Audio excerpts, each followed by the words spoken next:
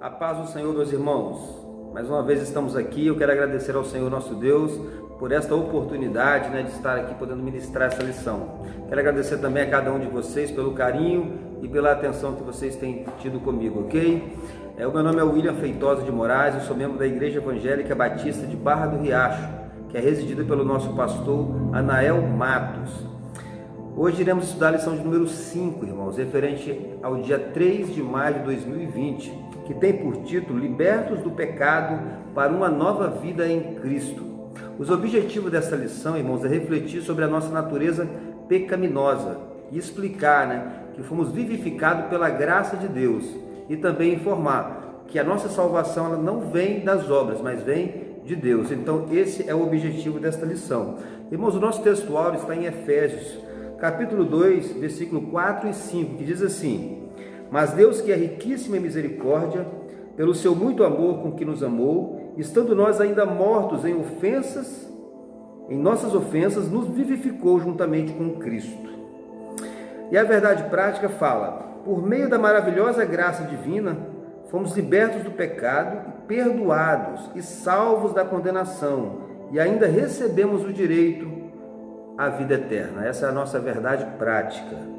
Bom, a leitura bíblica em classe está em Efésios capítulo 2, do versículo 1 ao versículo 10. Seria muito importante que os irmãos lessem, para que pudessem compreender melhor a lição. Nós não iremos ler para poder ganhar tempo, ok, irmãos? Irmãos, o apóstolo Paulo, ele descreve que a libertação dos pecados, ele descreve a libertação dos pecados como um favor imerecido dado por Deus aos salvos, a fim de que eles pudessem desfrutar de uma nova vida em Cristo. Nós devemos também entender que aqueles que não servem a Deus, eles não têm vida espiritualmente falando, eles vegetam, Então é importante que você tenha uma experiência pessoal com Deus.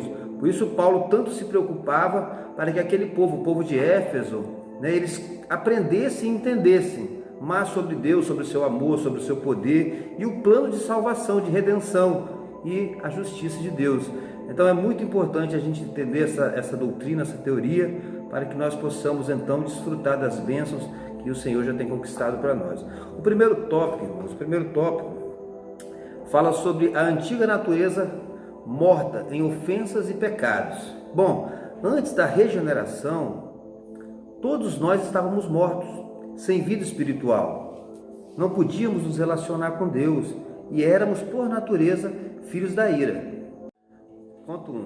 Ponto 1, irmãos, fala a respeito de nossa condição anterior. Em que condições espirituais nós vivíamos antes de Cristo? Essa é a pergunta. E a resposta é: mortos. Nós vivíamos mortos, nós éramos mortos espirituais. Vegetávamos espiritualmente falando. Romanos 5,12 diz que pelo homem o pecado entrou no mundo e pelo pecado a morte. E a morte passou a todos os homens, por isso todos pecaram. Então, irmãos, todos nós nascemos na condição de morto, desconectado, desligado de Deus. Por isso, mortos espirituais. Por isso, todos somos pecadores, já nascemos nessa condição. Eis que em pecado fui formado e em pecado me concebeu minha mãe, disse o salmista. Recebemos de Adão, irmão, essa herança genética. E juntamente com essa herança veio a natureza pecaminosa que toda a raça humana herdou. Paulo ele começa o capítulo 2 de Efésios dizendo que nós estávamos mortos em ofensas e pecados, mas Deus, que é riquíssimo em misericórdia, nos vivificou com Cristo e pela graça sois salvos. Veja que ele está enfatizando que Deus nos deu uma nova chance, uma vida nova, e a cruz de Cristo é o grande divisor de água. Foi a partir da cruz que a nossa história começou a mudar. Ou seja, antes da cruz eu era uma coisa, agora eu sou outra. Antes da cruz eu era alvo da ira de Deus, mas depois da cruz, irmãos, eu passei a ser conhecido, passei a ser aceito como filho de Deus. Compreende isso? Agora você é uma nova criatura em Cristo, porque as coisas velhas se passaram e eis que tudo se fez novo. Deus mudou a sua posição, Deus mudou o seu status, a sua condição no reino espiritual. E isso deve refletir na nossa vida cotidiana, meus irmãos. Deus te capacitou, Ele te habilitou, Ele te deu ferramentas para você vencer a velha natureza. Hoje nós não somos mais escravos dos nossos desejos, das nossas vontades, né? Mas fomos vivificados em nosso espírito, temos paz com Deus. E nós podemos vencer o pecado pela renovação que há em nossa mente. O ponto 2, irmãos, fala sobre nossas ofensas e pecados. A palavra ofensas ou delitos tem um sentido de passo em falso, pisar na bola, perder a moral. E o conceito de pecado é errar o alvo, errar o caminho. Então, quando Paulo ele diz que estamos mortos em ofensas e pecado, ele está dizendo que nós pisamos na bola, demos um passo em falso e perdemos nossa moral, falando, é claro, da raça humana, da humanidade. Nos tornamos imorais e incapazes de acertar o alvo e permanecer no caminho. É isso que Paulo quer dizer. A única pessoa, irmãos, exceto Cristo, o único ser humano capaz de preservar a vida, de preservar uma comunhão com Deus, foi Adão. Adão, ele poderia se manter vivo. Adão foi perfeito, ele foi criado para ter vida eterna, para ter plena comunhão com Deus. Mas ele perde esse direito ainda lá no Éden, quando ele peca, quando ele desobedece. E a partir daí, todos os seres humanos passaram a pecar. Já nasceram afastados dessa comunhão com Deus. Foram todos destituídos da glória de Deus e dependentes da sua misericórdia, da sua graça. Depois de Adão, irmão, nenhum homem foi mais capaz de acertar o alvo, sem a interferência de Cristo, é claro. Ou seja, depois de Adão, todos nascemos mortos, essa é a verdade, condenados e sem esperança, e andávamos segundo o curso deste mundo, e éramos guiados pelos próprios desejos, pelos nossos desejos e pelas nossas vontades, éramos cegos espirituais, mas Deus, pelo seu grande amor, nos deu vida em Cristo. Ele nos trouxe luz e hoje podemos voltar para o caminho. Cristo nos deu uma direção novamente. Podemos nos reconciliar então com Deus. Não precisamos mais nos conformar com esse sistema mundano, né? Mas hoje nós podemos transformá-lo pela renovação da nossa mente. E também podemos experimentar, irmãos, a boa, agradável e perfeita vontade de Deus, né? Que nós possamos refletir nisso. Tópico 2. Vivificados pela graça e alcançados pela misericórdia e amor divino. Bom, irmãos, já sabemos que Deus ele é riquíssimo em misericórdia e o seu amor é ilimitado, certo? E a misericórdia de Deus foi o que fez com que nós não recebêssemos aquilo que nós merecemos. Isso é misericórdia. Nós merecíamos a ira de Deus e recebemos a graça. Então, misericórdia é você não receber aquilo que você merecia da parte de Deus, certo? Nós éramos conhecidos como filhos da ira e merecíamos a condenação eterna. E não podíamos fazer nada para mudar essa condição, essa situação, entende? Foi então que o amor de Deus se manifestou. Porque se a misericórdia, irmãos, é uma atitude de Deus em relação a nós pecadores, o amor é o motivo, né, que está em tudo aquilo que Ele faz a nosso respeito. João 3,16 fala que Deus amou o mundo de tal maneira que deu o seu Filho unigênito para todo aquele que nele crê não pereça, mas tenha vida eterna, porque Deus ele é amor. E o amor de Deus, irmão, ele não olha as condições, ele não olha como você está, ele não olha o que você tem, ele não quer saber do seu estado, ele não quer saber se você está certo ou se você está errado. É um amor que não faz pergunta, ele não questiona você, ele simplesmente te ama. O amor de Deus, irmãos, ele não fica te avaliando se você merece ou não ser amado, simplesmente ele te ama. É o amor de Deus que nos capacita a sermos hoje quem nós somos, porque fomos alcançados por esse amor. Essa é a mensagem, irmãos, que Paulo quer nos deixar. Ele quer dizer que nós fomos alcançados pelo amor de Deus e agora nós devemos amá-lo acima de todas as coisas e também amar o próximo como a nós mesmos. Eu sei que é difícil, às vezes é difícil amar um irmão que é sangue do nosso sangue. Como é que nós vamos amar aqueles que nos perseguem? Como é que nós vamos amar o nosso inimigo? Mas se Deus manda, Ele também nos capacita. se nós estivermos conectados ao Senhor, com certeza o amor de Deus vai fluir através de nós. Nós vamos conseguir amar até mesmo aqueles que nos perseguem. Lembrando sempre, irmãos, que se você não consegue amar o teu irmão a quem você vê, como podemos dizer que amamos a Deus que não vemos? Então pense nisso. Ponto 2. Vivificados por sua graça. Ou seja, você recebeu vida de graça. É isso que o título quer dizer. A palavra vivificar, irmão, significa dar vida, fazer existir, tornar fértil, produtivo. Foi isso que Deus fez por nós através de Cristo. Ele nos deu vida no corpo, na alma e no espírito. E tudo isso aconteceu com base no seu amor e na sua graça, ok?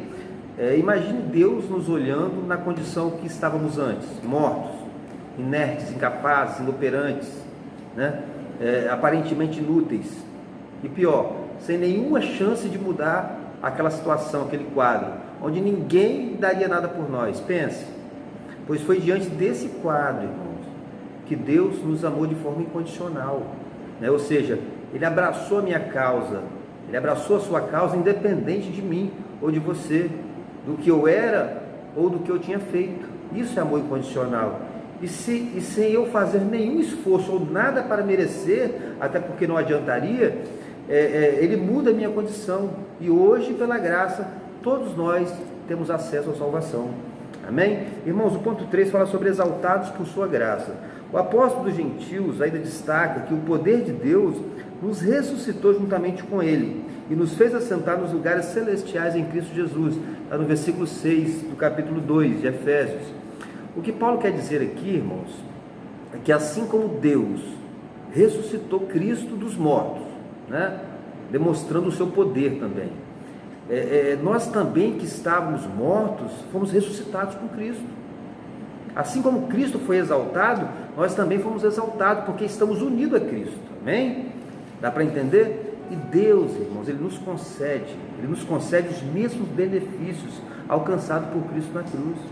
A ressurreição, a vida eterna e o galardão nos céus. Tudo isso são benefícios conquistados por Cristo que estão à nossa disposição, que o Senhor nos deu de graça, nos abençoou. Portanto, todos nós que aceitamos a Cristo segundo o propósito de Deus, fomos ressuscitados do túmulo do pecado. Nós estávamos no túmulo do pecado, essa é a verdade. E agora nós estamos assentados nas regiões celestiais com o Senhor ressurreto. Amém? O tópico 3 fala sobre a salvação. Ela não vem das obras, né? Ou seja, a salvação não depende de obras humanas, mas uma vez salvo, o crente ele deve praticar boas obras, ok? O primeiro tópico fala sobre graça como meio de salvação. Irmãos, como está escrito lá em Efésios 2, 8 e 9, a salvação não depende das obras, até porque se fosse assim, os ricos teriam vantagem sobre os pobres. E o Salmo 49, 8 diz que a redenção da alma ela é caríssima, ninguém pode pagá-la, ou seja, não existe recursos humanos capazes de comprar a salvação. Mas a graça de Deus, irmãos, hoje nos permite fazer um novo concerto com Deus, com o Pai. Não precisamos mais de sacrifícios de animais, porque Cristo, Ele é o sacrifício perfeito, Ele é a nossa redenção, ok? Tenha sempre em mente isso, irmãos, que a salvação ela é mais do que o perdão, ela é a libertação da morte, da escravidão e da ira divina. Paulo ele é incisivo ao afirmar que absolutamente nada é de nossa autoria, irmãos. Nem a salvação, nem a graça, nem mesmo a fé para a salvação, né? Pelo contrário, tudo é um presente de Deus. O que recebemos, irmãos, é pela fé.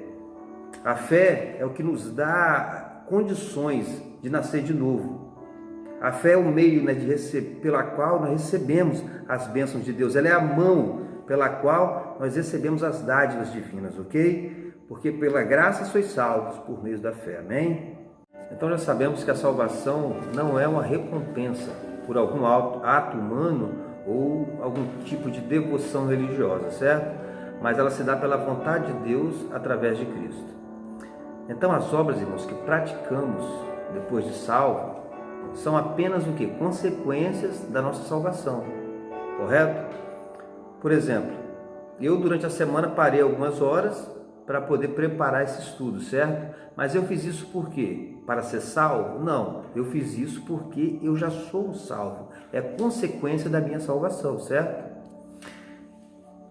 Partindo desse princípio, sabia que você também não precisa orar, você não precisa jejuar, você não precisa ir à igreja para ser salvo? Mas você precisa ir à igreja, você precisa jejuar e você precisa orar, porque você é um salvo. Então é isso que precisa ser entendido. E a palavra, irmãos, a palavra ela nos manda, a palavra de Deus ela nos manda sermos produtivos, sermos constantes, sermos abundantes na obra do Senhor e também nas boas obras, ok? Bom, antes de fecharmos essa lição, irmãos, eu queria fazer uma observação a respeito do livro de Tiago, no capítulo 2, do versículo 17 ao 26, né? Especificamente o versículo 24, que fala da justificação pelas obras. Porque muitos acham que sem obras não há salvação, e isso é um erro, né? O que falar então do ladrão da cruz? Que obra que o ladrão da cruz fez, né? Tanto, e Cristo diz, né? Hoje mesmo estarás comigo no paraíso, né? Se você analisar, irmãos, o versículo 17 ao 26 do livro de Tiago, no capítulo 2, você vai perceber que ele estava direcionando aqueles ensinos contra os que estavam na igreja, professando uma fé em Cristo e na expiação do seu sangue, mas achando que só isso bastava, que não precisava manter o relacionamento com Cristo e muito menos obedecer a Jesus como Senhor. Então Tiago direciona esse estudo a esse grupo de pessoas. Tiago diz que essa fé, né? Essa fé sim é uma fé morta. Então nós não podemos achar que é suficiente sermos membros de uma igreja, né? Ou termos um diploma de batismo. Não é suficiente, irmão. Precisamos receber a graça de Deus e a direção do Espírito Santo e permanecer no caminho praticando as boas obras, ok? Que Deus nos abençoe, né? Que essa palavra possa te ajudar, possa edificar você, né? E se Deus permitir, domingo que vem estaremos aqui de novo. Um grande abraço a todos.